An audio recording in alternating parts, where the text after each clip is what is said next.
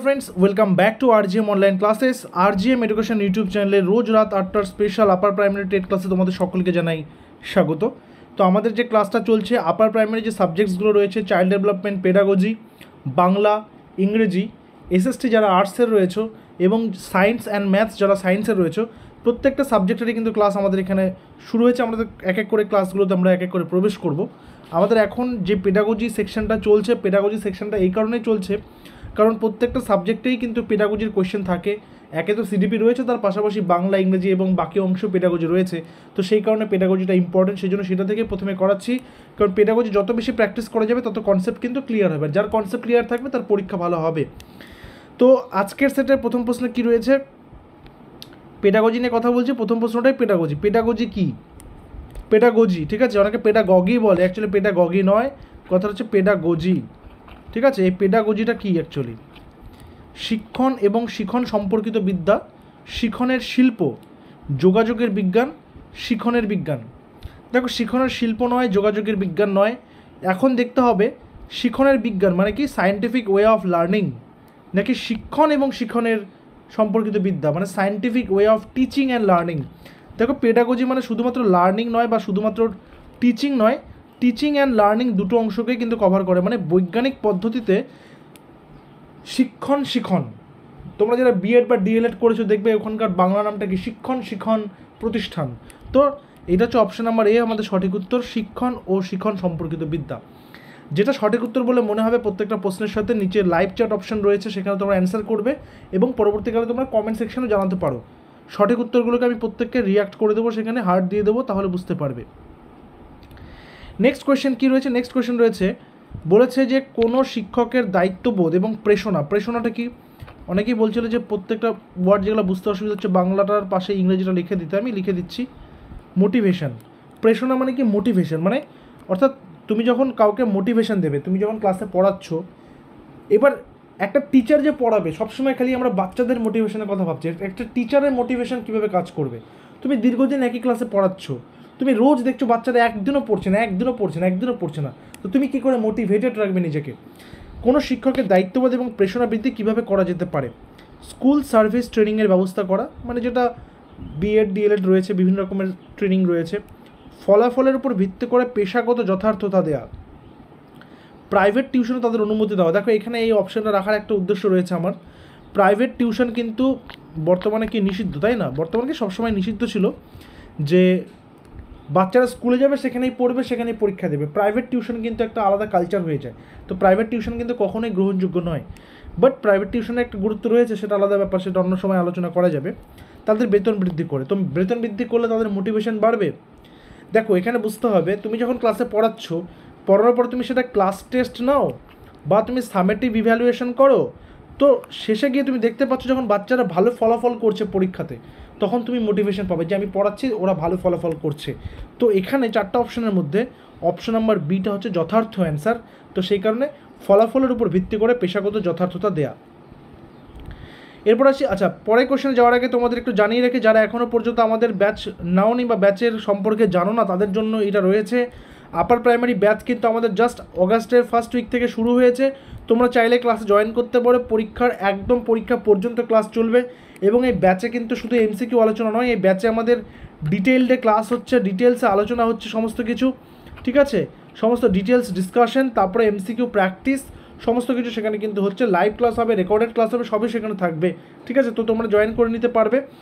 তার জন্য আমাদের অফিসিয়াল হোয়াটসঅ্যাপ নাম্বার 9564345236 তোমরা হোয়াটসঅ্যাপ করবে, আপার প্রাইমারি টেট এই কথাটা লিখে তোমাদেরকে ব্যাচের সমস্ত ডিটেলস দিয়ে দেওয়া হবে এবং ব্যাচের সমস্ত ডিটেলস এই ভিডিও ডেসক্রিপশনেও দেওয়া রয়েছে, তোমরা চাইলে যোগাযোগ করে নেবে। নেক্সট বলেছে, আপনার বিদ্যালয়ে যদি একজন নতুন শিক্ষিকা আসেন তবে সহকর্মীর সঙ্গে আপনার ব্যবহার কেমন হবে? আপনি চাকরি করছেন, এবার নতুন কোনো একজন নতুন জয়েনি আসলো, নতুন একজন চাকরিতে জয়েন করেছে, তখন আপনার তার প্রতি ব্যবহার কেমন হবে? শত্রু ভাবাপন্ন, তার সঙ্গে শত্রুতা করবেন, যে এই আমার কম্পিটিশন চলে এসছে, আমাকে ওর থেকে সাবধানে থাকতে হবে, বা ওকে আমি ওর সঙ্গে শত্রুতা করবে, সেটা করবে। অবজ্ঞা করবে, অবজ্ঞা মানে ইগনোর করা, এক কথায় ইগনোর করবে, আসছে ওর মতো থাকুক। ও শ্রদ্ধাপূর্ণ এবং ব্যক্তিত্বপূর্ণ, কারণ শ্রদ্ধাপূর্ণ কেন কি, পেশাটাকে শ্রদ্ধা করা। তুমি যে চেয়ারে চাকরি করছো সেই চেয়ারও, তারও একটা চেয়ার রয়েছে, সেও সেই চেয়ারটাতে চাকরি করছে। তোমাদের হয়তো স্কেলটা সমানই রয়েছে, তাহলে কি তার প্রতি তোমার কি থাকবে, একটা শ্রদ্ধা ভাব থাকবে, সেই পেশাটার প্রতি শ্রদ্ধা ভাব থাকবে, ব্যক্তিত্বপূর্ণ থাকবে, মানে একটা পজিটিভ অ্যাটিটিউড থাকবে তোমার, ঠিক আছে, পার্সোনালিটি নিয়ে কথা বলবে, কোনটি নয়। অবশ্যই অপশন নাম্বার সি। মনে রাখতে হবে শিক্ষকতার পেশা নিয়ে একটা প্রশ্ন রেখেছি আজকে এখানে, এবং এই প্রশ্নগুলো ইন্টারভিউতেও কাজে দেবে। শিক্ষকতার পেশা নিয়ে একটা প্রশ্ন রেখেছি, তাই এখানে ডিটেলস আলোচনা করলাম না। নেক্সটে আসবো, ক্লাসের মধ্যে কোনো শিক্ষার্থী অজ্ঞান হয়ে গেলে, এটা একটা কন্ডিশনাল কোয়েশ্চেন। ক্লাসের মধ্যে কোনো শিক্ষার্থী অজ্ঞান হয়ে গেলে আপনি কি করবেন? কেউ অজ্ঞান হয়ে গেছে, অধ্যক্ষের কার্যালয়ে ছুটে যাবেন এবং তার সাহায্য প্রার্থনা করবেন। অধ্যক্ষ বলতে এখানে মানে আমি প্রিন্সিপাল বলতে পারি, ঠিক আছে, আমি HM লিখে রাখলাম এখানে, হেডমাস্টার, যেহেতু আমরা স্কুলেরই কথা বলছি এখানে, আপার প্রাইমারি স্কুল, সেই জন্য অধ্যক্ষ বলতে এখানে হেডমাস্টার বা হেডমিস্ট্রেসের কথা বললাম। শিক্ষার্থীর প্রাথমিক চিকিৎসার ব্যবস্থা করবেন, মানে যতটা সম্ভব তার অজ্ঞান যেহেতু হয়েছে জল টল দেওয়া, মানে যেটা আমরা বলি যে প্রাইমারি ট্রিটমেন্ট বা যেটা মানে ফার্স্ট এইড যেটা আমরা বলে থাকি, সে প্রাথমিক চিকিৎসা, এবং বিদ্যালয়ের চিকিৎসকের সঙ্গে যোগাযোগ করবেন। বিদ্যালয়ের যদি কোনো চিকিৎসক থাকে করবেন, বা বিদ্যালয়ের কাছাকাছি কোনো হসপিটাল বা স্বাস্থ্যকেন্দ্র থাকলে সেখানে নিজের ব্যবস্থা করবেন। শিক্ষার্থীকে বাড়িতে পাঠানোর ব্যবস্থা করবে, অজ্ঞান হয়ে গেছে ওকে বাড়িতে পাঠিয়ে দে, এটা ব্যবস্থা করবেন। নাকি ছাত্রটির বাড়িতে খবর পাঠাবেন?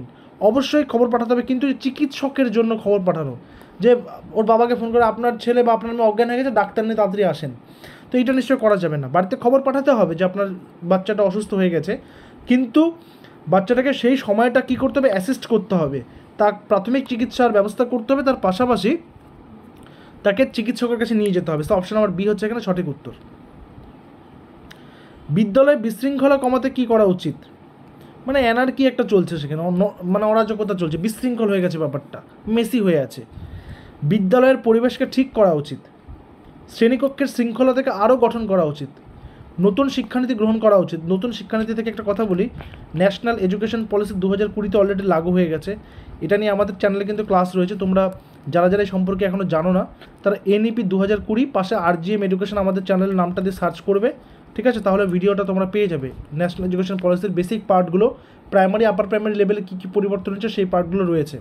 তোমাদের যারা ব্যাচের স্টুডেন্ট রয়েছে এখানে, তোমাদের ব্যাচে এটা করানো হবে, আলাদা করে একটা ক্লাস সেখানে অর্গানাইজ করা হবে, চিন্তার কোনো ব্যাপার নেই। শিক্ষার্থীদের পোশাক বিতরণ করা উচিত, কি করতে হবে বিশৃঙ্খলা কমানোর জন্য? সঠিক উত্তর কি হবে? সঠিক উত্তর হবে নতুন শিক্ষানীতি। এখানে নতুন শিক্ষানীতি বলতে গিয়ে তুমি যেই পদ্ধতিতে এতদিন পড়াচ্ছিলে সেই টেকনিকে আর পড়াশোনা হচ্ছে না, তারা আর মজা পাচ্ছে না, তখন টেকনিক চেঞ্জ করতে হবে। বাচ্চাদেরকে বিভিন্ন রকমের খেলার মাধ্যমে তাদেরকে পড়াশোনা করাতে হবে। বিভিন্ন কুইজ করে নিলে তুমি আজকে এই ডান দিকের রোয়ের সঙ্গে বাঁ দিকের রোয়ের কুইজ হলো একটা টপিকের উপরে, বিভিন্ন রকমভাবে করা যেতে পারে। সেটা ইন্ডিভিজুয়ালি টিচারদের নিজের নিজের মতন করে নিজের নিজের বুদ্ধিমত্তার সাথে তারা পরিচালনা ক্ষমতার সাথে পরিচালনা করবে। শ্রেণীকক্ষে পুরস্কার এবং স্বাস্থ্যের প্রচলন থাকা উচিত। আচ্ছা, এখানে স্বাস্থ্য না, এটা শাস্তি হবে, এই কথাটা একটু ভুল আছে এখানে। আমরা এই পুরস্কার এবং শাস্তি আমরা পাবো কোহলবার্গের মোরাল ডেভেলপমেন্ট থিওরিতে, ঠিক আছে, আমি এখানে শুধু মোরালটা লিখে রাখছি। শাস্তি, পুরস্কার এবং শাস্তি, অর্থাৎ তুমি আজকে এটা ভালো ভালো কাজ করলে বা এই পড়াটা কমপ্লিট করলে তোমাকে পুরস্কার দেওয়া হবে, না পারলে তোমাকে শাস্তি দেওয়া হবে। যেহেতু শাস্তি দেওয়াটা পেডাগজি বা আমাদের এই নতুন শিক্ষানীতিতে শাস্তি একেবারেই মানে সেটা কিন্তু অ্যাবান্ডন করে দেওয়া হয়েছে, পরিত্যাগ করে দেওয়া হয়েছে, তবুও পুরস্কারের তুলনায় শাস্তি বেশি দেওয়া হয়। পরিস্থিতি অনুযায়ী বিষয়গুলি বিবেচনা করে দেওয়া, শাস্তির তুলনায় পুরস্কার বেশি দেওয়া, দুটিকে সমানভাবে দেওয়া। দেখো, পুরস্কার দেওয়াটাও একটা প্রভোগ করা, শাস্তি দেওয়াটাও তাকে কিন্তু তার হয়তো গ্রোথে প্রবলেম হবে, তো সেটা পরিস্থিতি অনুযায়ী বিষয়গুলিকে বিবেচনা করতে হবে, বিবেচনা করে তারপরে তাকে সেটা দিতে হবে, ঠিক আছে। নেক্সটে আছে, বিদ্যালয়ে দলবদ্ধভাবে শিক্ষাদানের কর্মসূচি নেওয়া হয় কারণ, দলবদ্ধভাবে না, টিম ওয়ার্ক, বা আমরা পিয়ার গ্রুপিং বলি অনেক সময়। পিয়ার গ্রুপিংটা কী জিনিস আমি একটু বলে দিই। পিয়ার গ্রুপিং হচ্ছে, মনে করো যে তুমি কালকে গিয়ে পড়ালে ক্লাসে বাচ্চাদেরকে একটা টপিক পড়ালে, টপিকটা পড়ানোর পরে তোমার ক্লাসের দুজন বাচ্চা বুঝেছে আর একজন বাচ্চা বুঝতে পারেনি। এবার ওই একজন বাচ্চা কী করলো, বাকি দুজনের সাথে ডিসকাস করে সেই ব্যাপারটা ক্লিয়ারলি বুঝে গেল। এটা হলো হচ্ছে পিয়ার গ্রুপিং, অর্থাৎ সমবয়সী বা সহপাঠীদের থেকে যে শিক্ষালাভ বা সহপাঠীদের থেকে যে কনসেপ্ট ক্লিয়ার করা হলো সেটা হচ্ছে পিয়ার গ্রুপিং, ঠিক আছে। এখানে দলবদ্ধভাবে হচ্ছে যখন একটা টিম ওয়াইজ বা দল ওয়াইজ যখন শিক্ষাদানের কর্মসূচি নেওয়া হয়, তখন সেটা কি, বেশিরভাগ অঞ্চলের শিক্ষার্থীর অনুপাতে শিক্ষকের সংখ্যা কম, পরিচালন সমিতি, পরিচালন বলতে মানে ম্যানেজিং কমিটি, ঠিক আছে, বিভিন্ন স্কুলে থাকে, পরিচালন সমিতি এই ব্যবস্থা গ্রহণ করতে চায়, শিক্ষকের অনুপাতে শিক্ষার্থীর সংখ্যা কম, এই ব্যবস্থা প্রধান শিক্ষকের কাজকে সহজ করে।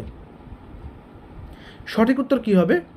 সঠিক উত্তর কী হচ্ছে, মানে এই যে রেশিওটা, শিক্ষার্থীর অনুপাতে শিক্ষকের সংখ্যা কম। বর্তমানে তোমরা দেখবে সর্বশিক্ষা অভিযানের যে নিয়ম রয়েছে সেখানে প্রত্যেক 33 জন বাচ্চার এগেনস্টে একজন করে টিচার থাকতে হবে, 3:1, মানে 100 জনের 3 জন টিচার, ঠিক আছে, 3:1 33:1, 100 জনের 3 জন টিচার থাকতে হবে। তো সেই রেশিওটা কিন্তু নেই বর্তমানে, ঠিক আছে, তো সেইটার জন্য কিন্তু এই প্রবলেমটা হতে পারে।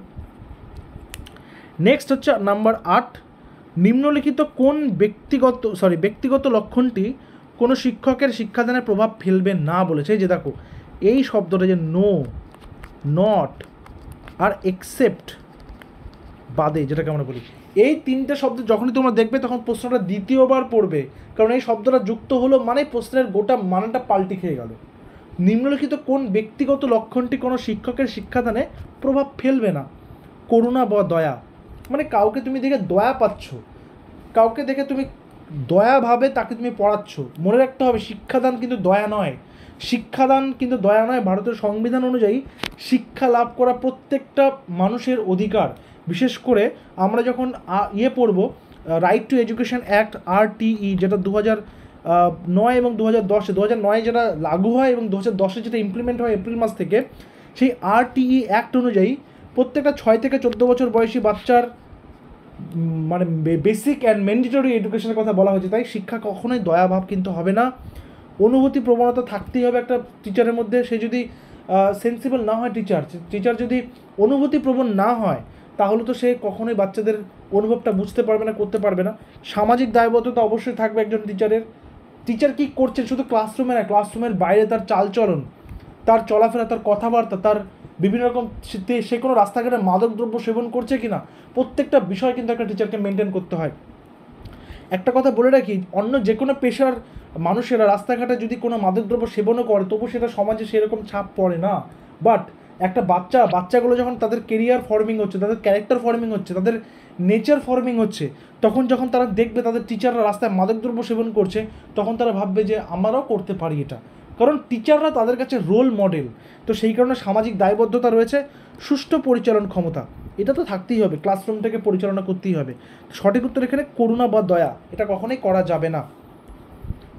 নেক্সট আছে, কোনো সমাজে মূল্যবোধ ফিরিয়ে আনতে শিক্ষকের ভূমিকা হবে কেমন? মূল্যবোধ মানে কি, যে এথিক্স আমরা যেটাকে বলে থাকি, বেসিক যেটা এথিক্স আমাদের, ঠিক আছে, সমাজের মূল্যবোধ। সক্রিয় হতে হবে শিক্ষকের ভূমিকা, নিষ্ক্রিয় হতে হবে, সক্রিয় নয় সাধারণ। টিচারকে সক্রিয় হতে হবে। আমি আগের কোশ্চেনে যে এক্সাম্পলটা দিলাম, সামাজিক দায়বদ্ধতা থেকেই কিন্তু এই সমাজে মূল্যবোধটা আসবে। এবং তোমরা প্রত্যেকে নিজে মনে করো, আমরা প্রত্যেকে ছোটোবেলায় আমাদের কোনো না কোনো টিচারকে আইডিয়ালাইজ করেছি, যে এই টিচারের কাছে পড়তে ভালো লাগে, টিচারের পড়া খুব ভালো, এই টিচারের এই ক্যারেক্টারিস্টিক্সগুলো ভালো, ঠিক আছে। তো টিচাররা সবসময় রোল মডেল, তো তাদেরকে অবশ্যই সামাজিক মূল্যবোধে সক্রিয় ভূমিকা গ্রহণ করতে হবে। নেক্সট আসবো নাম্বার 10, আবার একটা কন্ডিশনাল কোশ্চেন, ভালো করে বোঝার চেষ্টা করবে। কি বলেছে একটি ছাত্র অনেক চেষ্টা করেও আপনার বিষয়ে ভালো নম্বর তুলতে পারেনি, সেজন্য সে লজ্জিত এবং ভীত, এই অবস্থায় আপনি কী করবেন? অনেক চেষ্টা করছে বাচ্চাটা, বাট সে ভালো রেজাল্ট বা ভালো মার্কস তুলতে পারেনি তোমার সাবজেক্টে, তখন তুমি কী করবে? ছাত্রটির আত্মবিশ্বাস বাড়ানোর চেষ্টা করবেন এবং ভীতি দূর করবেন, মানে তাকে বোঝাতে হবে যে কোনো ব্যাপার না বাবা, তুই পারবি, আবার তুই ট্রাই কর, তুই পারবি, আমি তোকে শেখাবো, তুই ভাবিস না। ভালো রেজাল্ট না করা পর্যন্ত শাস্তি দেবেন, কানটা ধরে তার বা যে কোনো রকমের শাস্তি দেবেন। আমি এখানে শাস্তির কথা বলতে বেসিক যে শাস্তি, তাকে শাস্তি দিতে থাকবেন, যে যতক্ষণ তোর হবে ততক্ষণ তোকে এটা করতে থাকতেই হবে। সেই ছাত্রটাকে গুরুত্ব দেবেন না, যে ভাববেন দৌড় যা করছে করুক, ওকে দেখার দরকার নেই। ছাত্রটাকে প্রাইভেট টিউশন নিতে বলবে তুই সন্ধ্যাবেলা আমার কাছে পড়তে আয়, আমার ব্যাচে আয়, পড়তে আয় বাড়িতে, আমি তোকে ভালো করে শেখাবো। যেহেতু প্রাইভেট টিউশন বন্ধ স্কুল টিচারদের, এটা করা যাবে না। শাস্তি তো অবশ্যই দেওয়া যাবে না, পেডাগজিতে শাস্তি দেওয়া একদমই বারণ। গুরুত্ব দেবেন না মানে এটা কি, যেহেতু চাইল্ড সেন্ট্রিক এডুকেশন, শিশুকেন্দ্রিক শিক্ষা, তাহলে তাদেরকে গুরুত্ব দিতেই হবে। তাহলে থাকলো কি, ছাত্রটির আত্মবিশ্বাস বাড়ানো, তার সেলফ কনফিডেন্স বাড়ানো এবং তার ভীতিটা দূর করা। নেক্সট আসবো, শিক্ষকতা একটি পেশা। আমি বললাম পেশা নিয়ে একটা কোয়েশ্চেন রেখেছি আজকে। শিক্ষকতা একটি পেশা হিসেবে নেওয়ার জন্য গুরুত্বপূর্ণ শর্তটি হলো, এই প্রশ্নটা কিন্তু আসে প্রিভিয়াসলি আমাদের এখান থেকে যারা ইন্টারভিউ পাস করেছে, চাকরি জয়েন করেছে, যারা তাদের সঙ্গে যখন কথা বলেছি, জানতে পেরেছি, তারা যখন বলেছে, আমি প্রাইমারি কথা বলছি, যে আপনি শিক্ষক কেন হতে চান বা আপনি শিক্ষিকা কেন হতে চান, এত পেশা রয়েছে, আপনি এই পেশায় কেন আসতে চান, এটার বিভিন্ন জনের বিভিন্ন অ্যান্সার হয়। তো এখানে ওই ধরনেরই একটা প্রশ্ন, শিক্ষকতা একটি পেশা হিসেবে নেওয়ার জন্য গুরুত্বপূর্ণ শর্ত কী? নির্দিষ্ট নৈতিক আচরণের প্রয়োজন, শিক্ষকতা একটি পরিষেবামূলক কাজ, দীর্ঘ সময়ব্যাপী প্রশিক্ষণকাল, নিজস্ব সংগঠন কর্তৃক অনুমোদিত আচরণাবলী মেনে চলে। মনে রাখতে হবে শিক্ষকতা সবসময় একটা এথিক্যাল একটা ভ্যালু রয়েছে, একটা নৈতিক আচরণ রয়েছে। সেটা শুধুমাত্র স্কুলের স্টুডেন্টসদের প্রতি না, তার পাশাপাশি তার সহকর্মীদের প্রতি বা তার নিচের মানে ইয়েতে আমরা বলতে পারি ক্যাটেগরিতে যারা চাকরি করে তাদের প্রতিও একজন শিক্ষককে হতে হবে বিনয়ী, নম্র, ভদ্র, এবং তার পাশাপাশি তার ক্যারেক্টারটা যখন বাচ্চারা দেখবে, পোর্ট্রে করবে নিজেদের লাইফে, তখন সেটা যেন একটা পজিটিভ ইফেক্ট ফেলে, সেরকম ক্যারেক্টার থাকতে হবে, সেরকম একটা ইমেজ থাকতে হবে। সো নৈতিক একটা আচরণের প্রয়োজন কিন্তু থাকবে শিক্ষকতা পেশাতে। বাকি প্রত্যেকটাই পরিষেবামূলক কাজ, পুলিশও পরিষেবা দিচ্ছে, ডাক্তারও দিচ্ছে, প্রত্যেকে নিজের নিজের ফিল্ডে পরিষেবা দিয়ে যাচ্ছেন। এটা শুধু পরিষেবা নয়, এখানে নৈতিক একটা বিচার থাকতে হবে। তো আজকের এই ক্লাসের যেটা হোমওয়ার্ক সেটা একটু দেখে নাও। বলেছে শিশু বিকাশের সামাজিকীকরণের তত্ত্ব কার সাথে সম্পর্কিত? সামাজিকীকরণ বা যেটা আমরা বলি সোশ্যাল ডেভেলপমেন্ট বা সোশ্যালাইজেশন, আমি এখানে সোশ্যাল ডেভেলপমেন্ট লিখছি, বিকাশের যেহেতু বলেছে ডেভেলপমেন্ট থিওরি, ঠিক আছে? এটা কে দিয়েছেন? মেন্ডেলিভ, পিঁয়াজে, কোহলবাগ নাকি ভাইগটস্কি? নিচে যেটা কমেন্ট সেকশন রয়েছে, কমেন্ট সেকশনে তোমরা অ্যান্সারটা করবে। আর যারা যারা এখনও ব্যাচে জয়েন হওনি, ব্যাচের ডিটেলস কিন্তু ডিসক্রিপশনে দিয়েছি, দেরি করো না, কারণ মার্চ 2026-এর মধ্যে পরীক্ষা হবেই, কিন্তু কোর্টের আদেশ রয়েছে সেই হিসাবেই। তো তোমরা কিন্তু ব্যাচে জয়েন করে নাও, ভালো করে প্রিপারেশন নাও, অনেক বছর পরেই আপার প্রাইমারি টেটটা হতে চলেছে। দেখা হচ্ছে পরবর্তী ভিডিওতে। Till then stay connected with RGM education YouTube channel. Thank you very much.